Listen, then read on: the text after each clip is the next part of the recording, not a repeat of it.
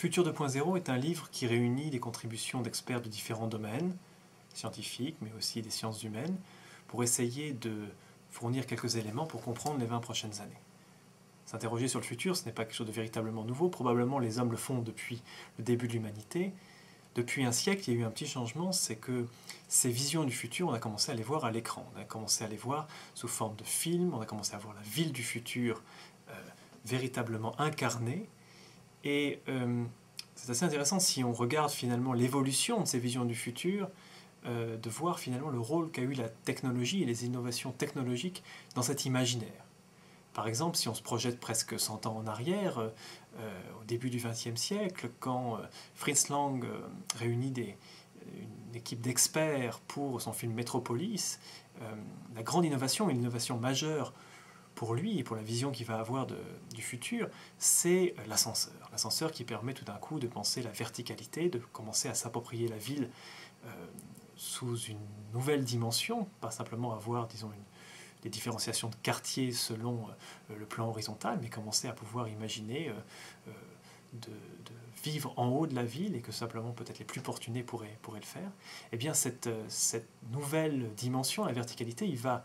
l'appliquer directement dans sa vision du futur, dans Metropolis, en proposant une ville véritablement structurée dans laquelle, en haut, il va y avoir les maîtres de la ville qui dominent les esclaves qui, eux, travaillent dans les sous-bassements. Et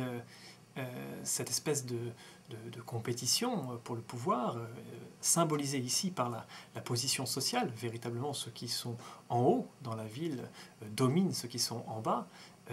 est le moteur de toute cette vision du futur, avec en particulier la question, est-ce que ceux qui sont en bas peuvent se rebeller, renverser ceux qui sont en haut et prendre leur place. Et donc on est dans une vision de la lutte des classes, un des grands thèmes du XXe siècle, et dans cette incarnation par la technologie de cette distinction sociale par la verticalité. Alors, si on se projette dans les années 70 maintenant, on va avoir apparaître des films qui vont nous proposer des visions du futur et des visions de la ville extrêmement différentes. Prenez par exemple THX 1138, qui est le premier film de George Lucas. On va avoir une ville absolument aseptisée, une ville qui n'a plus du tout en fait les édifices symboles qu'on trouvait dans la ville de Metropolis, une ville où tous les lieux se ressemblent, une ville où finalement les hommes ne circulent presque plus parce que ce sont les messages qui circulent. À quoi bon finalement voyager dans une ville où tous les lieux se ressemblent et la ville semble fonctionner véritablement comme une machine et elle fonctionne presque toute seule. Ce n'est pas sûr en fait que le pouvoir soit incarné à un endroit. On n'est plus dans la situation de Métropolis où il y avait tout en haut les maîtres de la cité qui contrôlaient la ville depuis le grand panorama qu'ils avaient sur la cité. Ici, le pouvoir est partout dans la surveillance et il est aussi nulle part. Et donc, ce qui est assez terrifiant dans cette vision du futur, c'est que il n'y a plus possibilité de renverser le pouvoir, il est omniprésent. Et on retrouve ici directement les craintes qui ont accompagné l'apparition de l'ordinateur, de la micro-informatique en particulier, et le fait qu'il y aurait de plus en plus d'ordinateurs dans les foyers, qu'on allait de plus en plus communiquer sous forme de messages, peut-être on ne se déplacerait plus. Et cette ville cerveau, finalement, cette ville aseptisée dans laquelle les messages circulaient plus les hommes, c'est l'incarnation de ce questionnement, de cette peur. Plongeons-nous maintenant 20 ans plus tard, avec, dans le début des années 90, un certain nombre de films qui vont explorer la dimension virtuelle de nos existences, avec l'apparition des technologies dans lequel l'informatique ne se limite plus simplement à la circulation des messages, on peut véritablement recréer des mondes. On pense bien évidemment à Matrix, on pense au film Dark City d'Alex Proyas. Et dans ces films, finalement, on va retrouver des villes structurées qui ressemblent beaucoup aux villes de métropolis, qui sont des villes avec des quartiers, qui sont des villes dans lesquelles éventuellement la verticalité a une certaine importance également, sauf qu'en fait, ce sont des villes comme celle de THX 1138, ce sont des villes simulées par des ordinateurs. Et donc, à nouveau, s'exprime ici par le cinéma et par la vision du futur une certaine peur, une certaine appréhension de ce que pourrait être une virtualisation de l'ensemble des échanges dans lequel finalement nous aurions l'impression de vivre dans le monde réel, mais en fait nous vivrions essentiellement dans un monde simulé par des machines. Et ça, c'est tout à fait des sujets d'inquiétude dans les années 90. Alors, dans l'évolution la plus récente, ce qu'on constate, c'est en particulier la disparition progressive des ordinateurs en tant qu'objet pour finalement de venir s'intégrer de plus en plus dans le quotidien, dans nos murs, dans nos meubles, dans l'ensemble des éléments qui nous entourent. Et cette évolution vers l'informatique diffuse, elle va être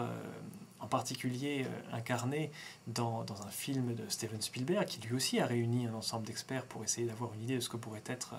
notre futur. Et pour beaucoup, la vision qu'il propose dans Minority Report est un archétype pour essayer de penser ce futur. Alors, de quoi s'agit-il? Il s'agit effectivement de plus en plus d'informations pervasives, d'avoir alors de la surveillance par certains aspects, des caméras partout, des senseurs partout, mais également finalement des possibilités de tromper ces senseurs, et c'est ça qu'on voit dans le film dans lequel le personnage principal passe finalement d'un état où il est dans le poste d'observation, un peu comme les maîtres de la cité de Métropolis, à un état où il est lui-même traqué. Et donc cette discussion de cette société qui reprend finalement des archétypes qu'on a vus précédemment, eh bien, on la voit ici à nouveau sous une œuvre de fiction. Alors qu'est-ce qu'on nous annonce avec ces technologies? On nous annonce peut-être une société qui serait de plus en plus transparente, où chacun finalement pourrait à la fois voir partout, connaître tout, mais également serait vu et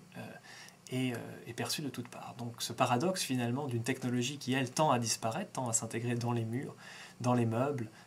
dans les infrastructures même de la ville et de notre société, pour faire apparaître de nouvelles choses, rendre visible encore plus, permettre à chacun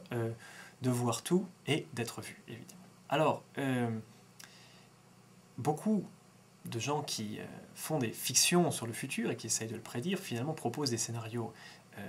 assez noirs, qui font un petit peu peur. Et puis,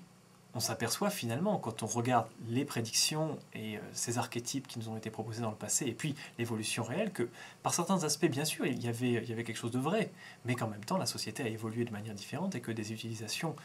différentes de ces technologies ont été faites, avec en particulier la possibilité de tirer profit, dans certains cas, des bénéfices que pouvaient apporter les technologies, en ayant bien conscience des risques qu'elles supposent.